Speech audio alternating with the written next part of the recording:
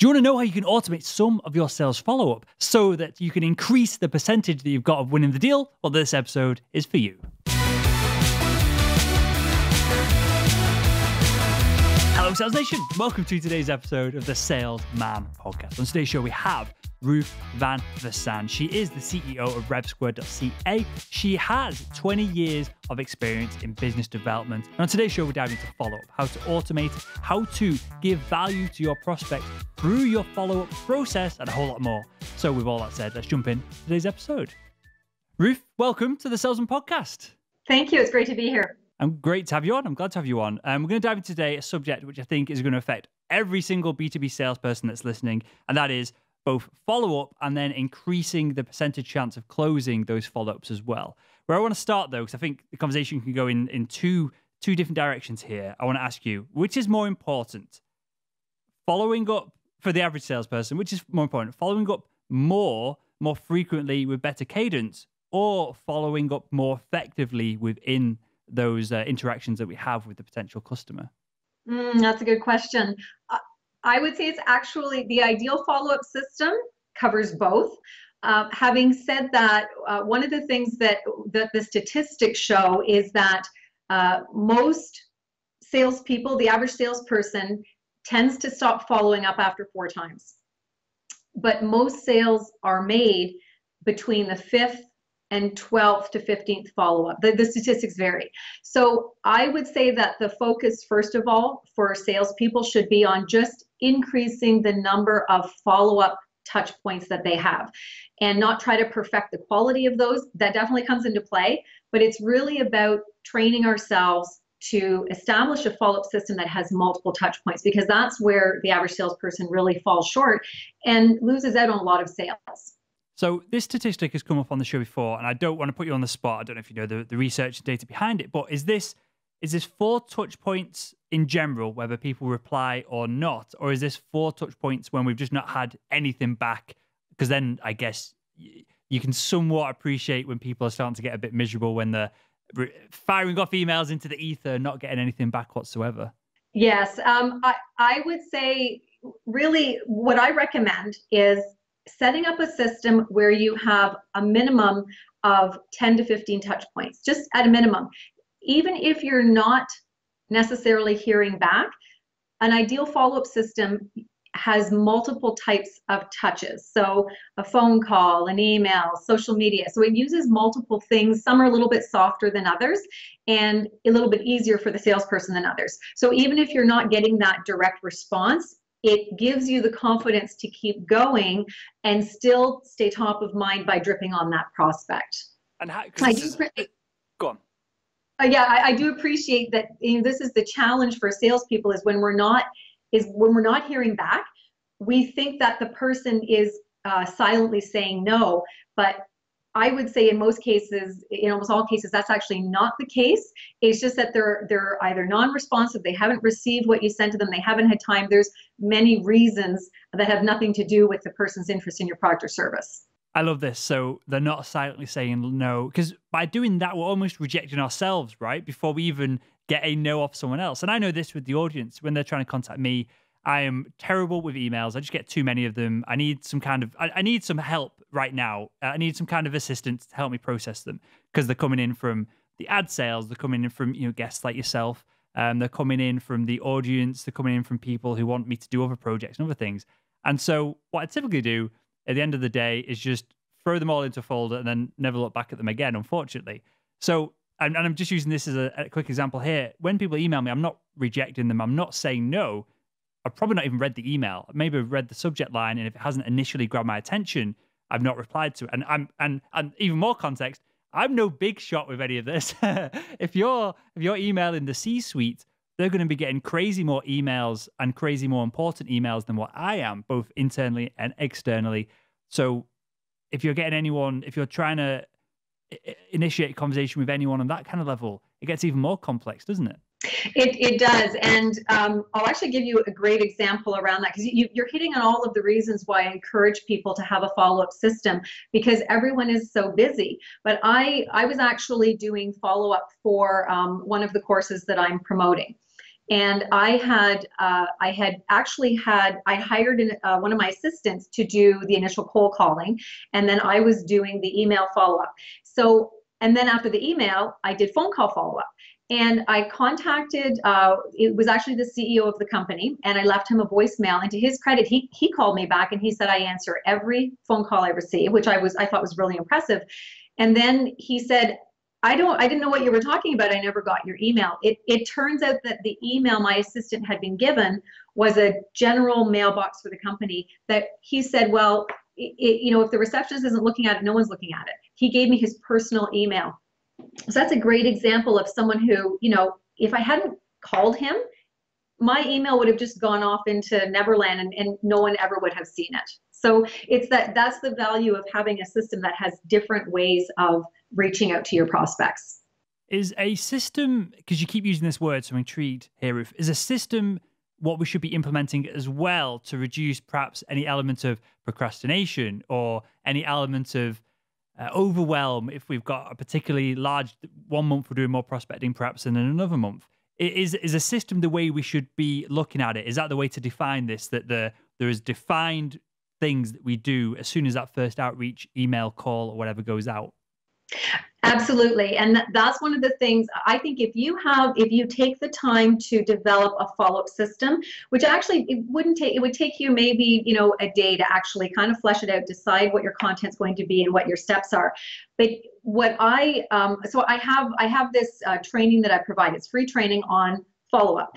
And throughout the whole training, I talk about developing your system and how to do that, because it has what I call built-in accountability. So going back to what you were saying earlier, about how you need an assistant, right? If many people either don't have the time as sales professionals to do follow-up, or they just don't do it because they don't like doing it and they can't get past whatever their issue is around it, then I encourage those people to hire an assistant who will actually implement the follow-up system for them. And this is where the built-in accountability is really important in the system.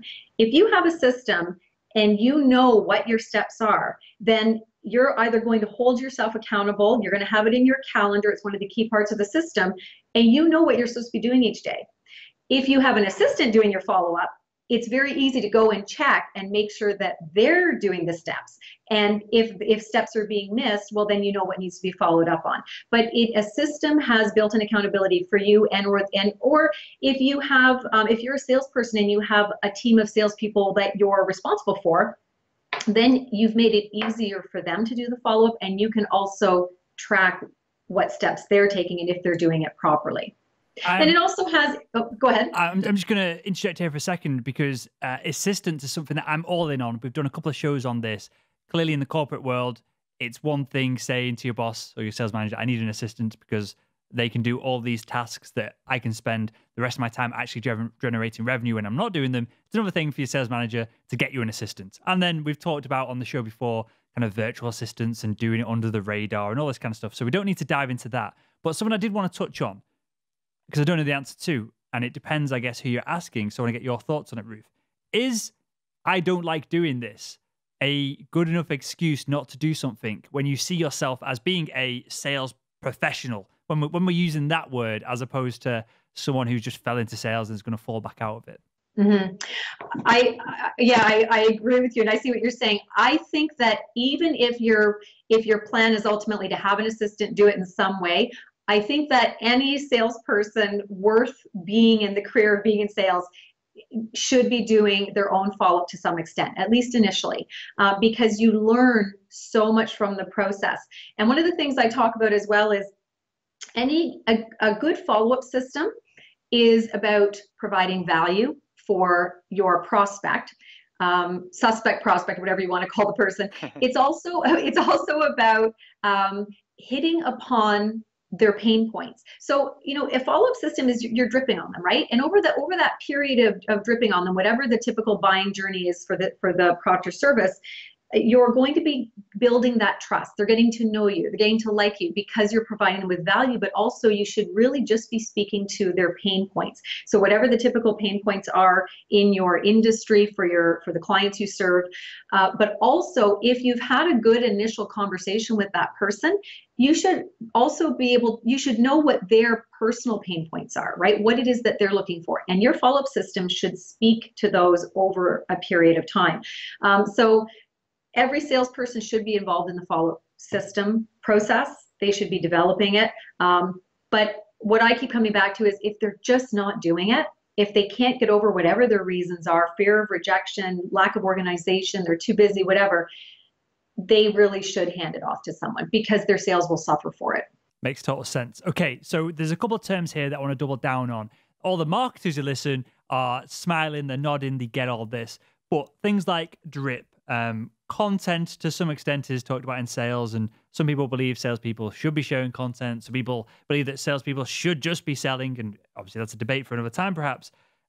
Speaking to pain points, providing value. So what does this follow-up look like? Perhaps after that first call, when we've had a conversation, we've not heard back. What's the cadence? What are the emails or the calls? What's included with them? And how can we add value through these touch points rather than just leaving a voicemail saying, "Hey, it's Will.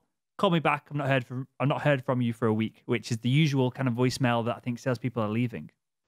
Yeah, and one of the things I suggest, because I provide an example follow-up system, and one of the things you can actually do is just do a follow-up call to confirm that the person received the email with your attachment, for example, because going back to what you said earlier, we're so busy. Quite often emails go into the junk folder. It happens to me all the time. I find out that my emails have gone into junk. So it's a great way to follow up just to say, I'm just calling to confirm that you actually received the report that I sent to you. And also, if you had a chance to look at it, I'd love to get some feedback on what you thought about it. So let's say, for example, you've had a phone call or you've met someone at a networking event, and then you email them something. So that's my suggestion. Now you send them an email and you provide them maybe a white paper or report, 10 steps to avoid XYZ. And then you're just following up to have a conversation just around that. You're not selling, you're just having a conversation to get their feedback on that. And then you can say, do you mind if I connect with you on LinkedIn? So then you're kind of going the next step. You say, can we just kind of connect with each other on social media? And then you could ask them for permission to put them into your email autoresponder series. And that could be 5-10 emails where you speak to, for each email is very brief, speaking to a specific pain point that's typical in your industry for customers. So it's definitely going back to that dripping word, you're just gently dripping on them to stay top of mind. It's not a hard sell. I know that some people prefer the hard sell approach, and that maybe I can't think of an industry where that works, but but I more encourage a gentle dripping approach because it also works for most salespeople to know. It takes away the sense of I'm pestering the person, I'm annoying them, I think they just don't want to say no to me. So it kind of addresses it from both sides. What you're describing here, which is perfect, and I'm so glad that you've gone down this route, Ruth, because clearly you and I don't know each other that well. So I'm glad that you did, because this is the whole philosophy of the podcast, is what I want to drill into the audience, and that is the follow-up isn't chasing the deal.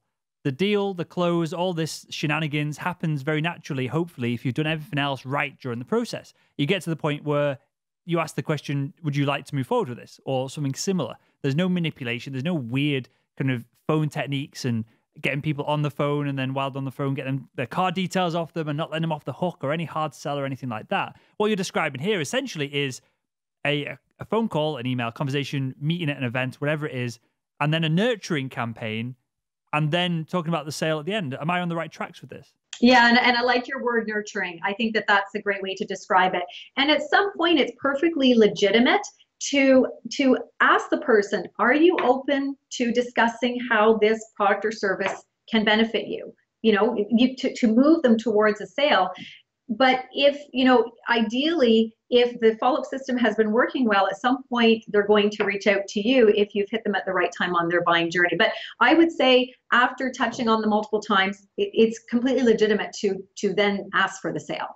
And that's something we also have to make sure we do at some point, is to, have the courage to say, are you open to trying this out, to buying my product or service? For sure.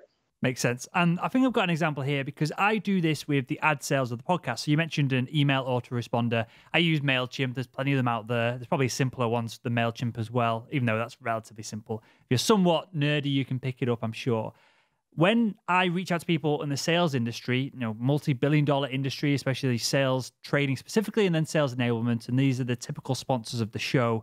And just, I guess, a side note, because the audience like to see what's going on behind the scenes with the podcast. I've just signed on with an ad agency who are going to be now bringing non-sales related sponsors to the show because we've got to the kind of size where they're interested as well. Oh, very good. But that's to one side for a second. I reach out to these marketing managers within the sales enablement industry, the sales training industry, the CRM system industry, and 50% of the time, they have no idea what the heck podcast advertising is. They've no idea the benefits of it. They've no idea why they should be paying attention to it, why they shouldn't be paying attention to it. I then set up after 50 conversations that went exactly the same way, describing the same benefits, and I won't bore the audience with them. Clearly, I'm not trying to sell the audience here. I set up a quick autoresponder. It's got 5 emails in it. It goes one a day. Each email has multiple kind of touch points within it that asks a question and tells them to reply to this email if they're not sure, if they want more information on that specific topic. And that email autoresponder has won me more business than me being on the phone for hours on end. For me, chasing people over email and answering questions over email, because people can consume it at their own pace. And it took me, a good afternoon to put together, and it was put together from notes directly from a bunch of opportunity emails and calls that I made during the week before. So it's not how to describe it. It's not theoretical. It's from data, from conversations. It's an FAQ over 5 emails that people have actually requested all this information in the past. And it went down a storm, and it saves me a ton of time every week from answering all these questions that I've asked a million times over. And as you're describing this, because I kind of kept that separate to follow up, perhaps. I kept that as a content tool. But as more and more we're going through this, Ruth, it seems like I could have an initial conversation, because most of the conversations I have are from inbound leads. It's people hearing about the podcast, hearing their competitors on it, and wanting to know how they can be involved as well, or at least know how they could level up the game by doing some kind of deal or sponsorship or working with us. So it's typically people reaching out on that front. So then I have a conversation with them, suss out, obviously, the qualification, the budgets, that side of things. And then I move on to this email sequence. And then I contact them again a week later. And without any effort from me, I've had 5, 6, 7 touch points with them at this point. How credible is that? And I don't understand. And tell me, and maybe I'm missing something here, because clearly I'm coming at this from as well as a salesperson, entrepreneur. So maybe I'm not coming at it from the right angle. From your experience, though, Ruth, is there any reason why a B2B salesperson couldn't do something similar? Oh, they absolutely could. This works for B2B or B2C. And to your point, like, you've just provided a great example, because what I love about having an email, an autoresponder as part of a follow-up system, is that it gives the salesperson tremendous peace of mind, because you know that while you're going about with your other activities, you've got this fantastic stuff on autopilot happening behind the scenes. So you've got this system working for you that you don't have to be with hands on it. So one of the things that I encourage with a follow-up system is, for it to be effective, it should be a combination of automated and manual, but as automated as possible.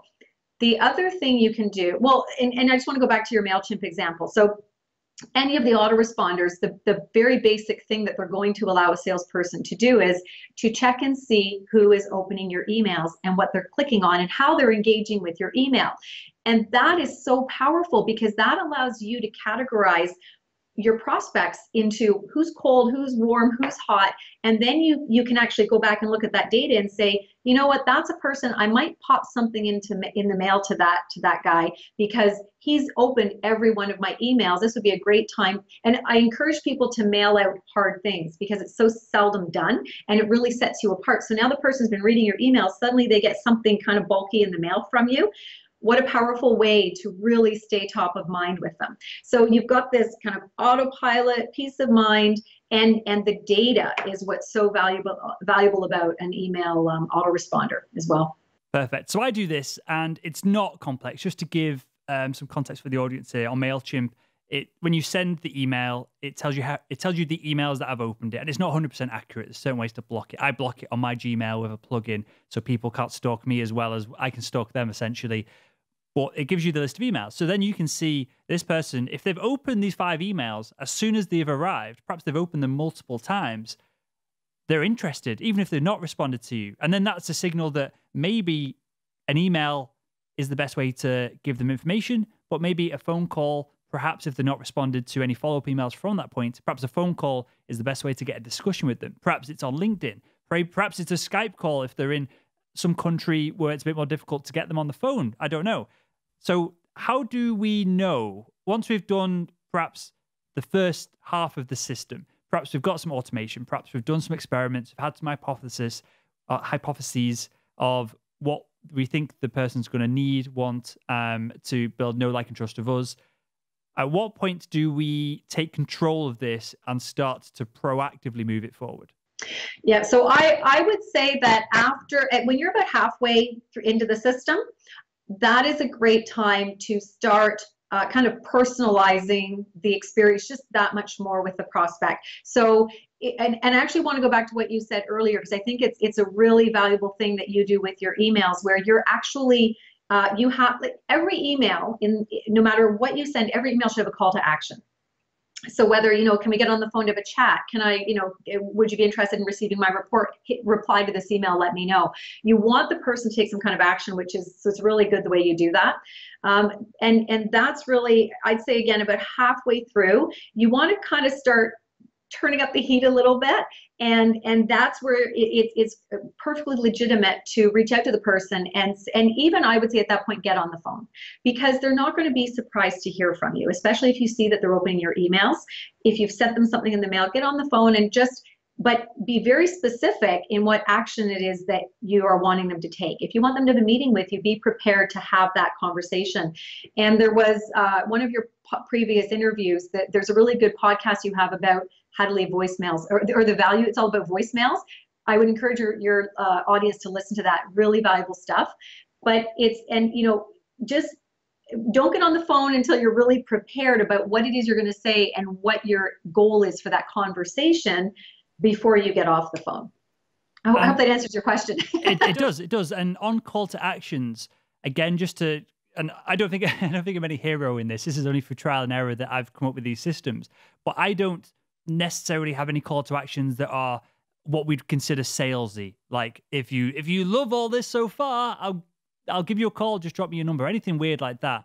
My call to actions are, for example, I think it's in the second email that goes out, I mentioned, it's actually on the desk over there. I usually have a model car on the desk. This is the car, that kind of the dream car.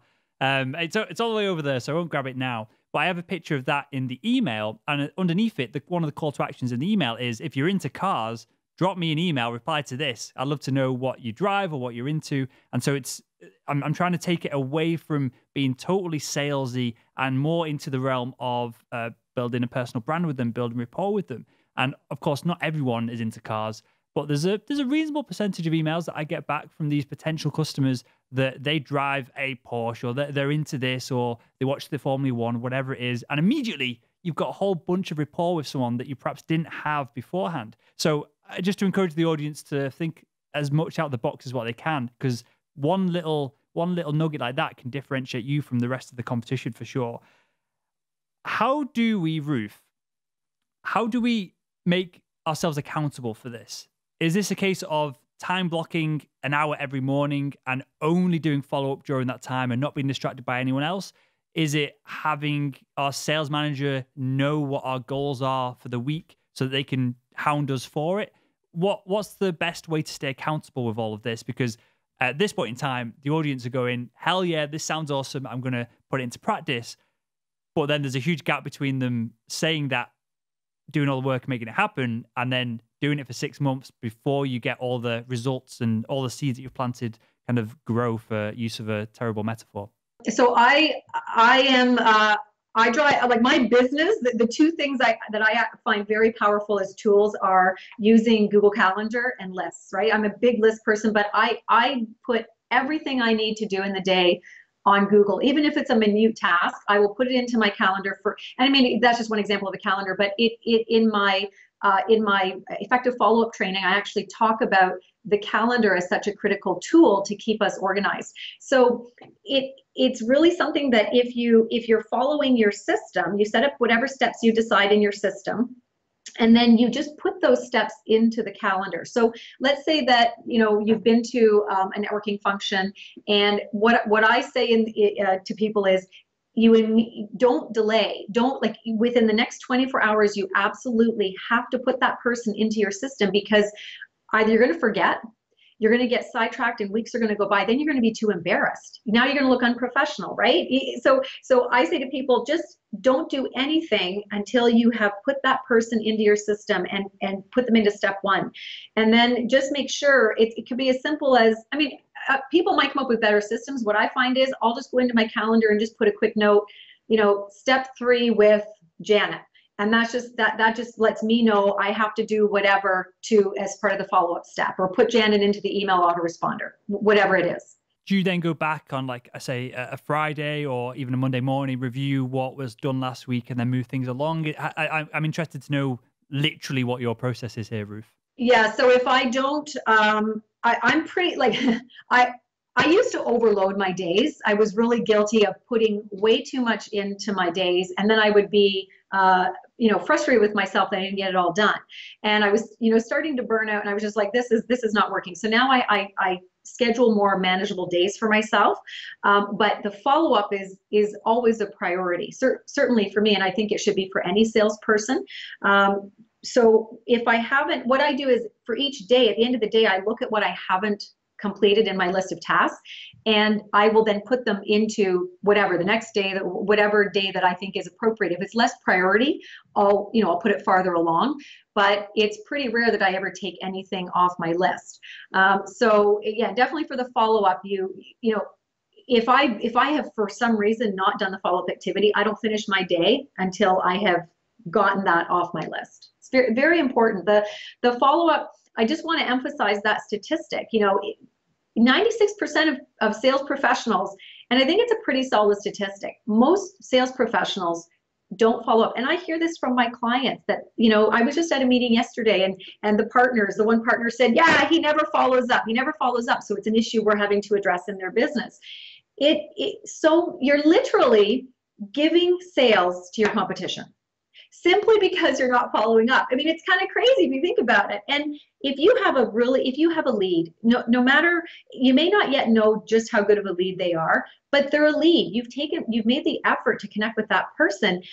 As I say, they're like gold, right? So you really want to take care of them. And as you say, to use your word, nurture them along that process to see, if you can ultimately turn them into a sale. Because nothing could be worse than you do a load of prospecting, you build an initial list of people, you spend a lot of time with it, you spend a lot of effort with it, you reach out to them all, you put this, maybe doubt's not the right word, but you put this this momentum in their mind that they've got a problem that they perhaps didn't know, you've uncovered it, you've had that initial call, and then if you don't follow up and they go with your competitor, you have literally handed your competitor a load of business, which is crazy, right? Just the thought of that should get people to be following up and making the most of the time that they've already invested in those relationships.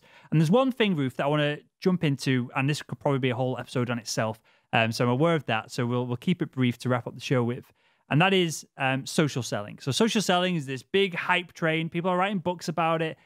My thoughts on it are that it's nothing new. It's just selling. There's just new platforms that we're doing it on. I don't think it's worth the excitement that everyone seems to be putting on it.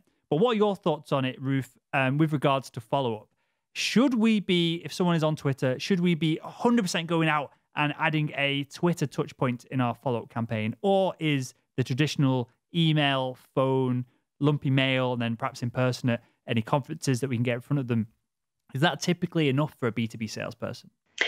I have it in the follow-up system. I have social media as part of the process, with the caveat that it should be a small part, because I Personally, I find that it is not the main way that I close sales.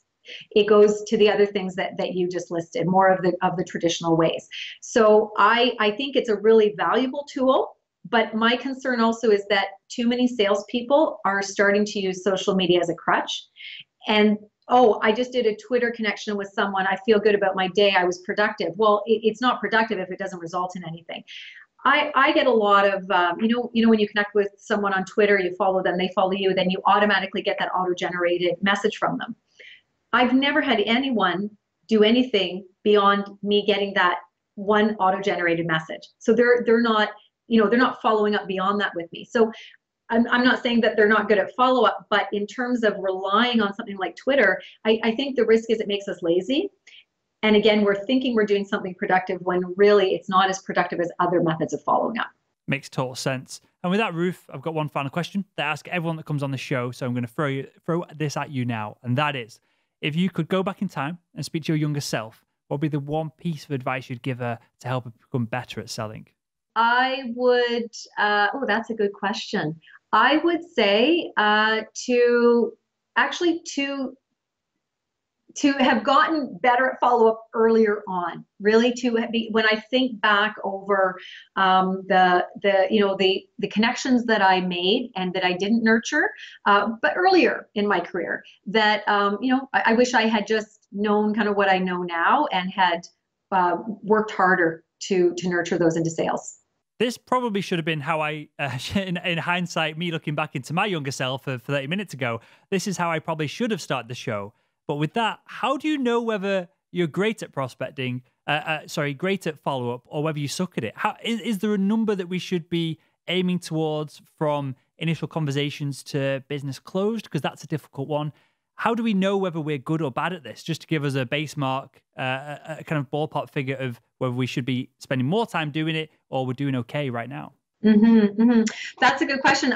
I would say it's partly industry specific, right? So if you're working with, a sales team, the company may actually give you quotas and stats that you're supposed to be achieving.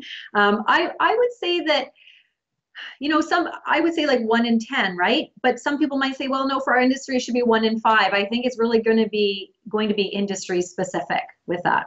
Fair enough. Well, with that, Ruth, and I'm just going to call out for anyone watching on video, the screens have just got off on behind me because I've recorded 6 hours of podcast today, and I think they turn off after 7 hours. So it's a reminder to me that I'm working too hard.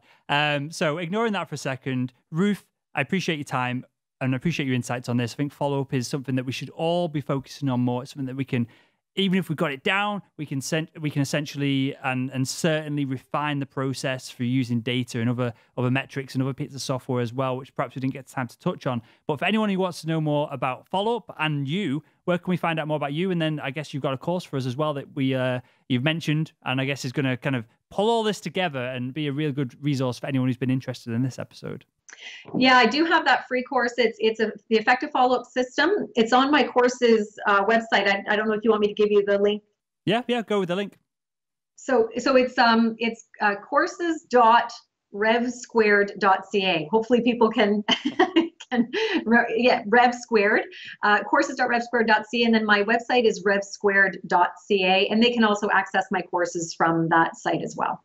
Perfect. Well, for everyone who's scribbling this down on the back of the hand as they're driving at the moment listening to the show, I'll link to that in the show notes to this episode over at salesmanpodcast.com. And with that, Ruth, I want to thank you for your time, your energy, and I want to thank you for joining us on the show. Thanks so much for having me. Have a great day.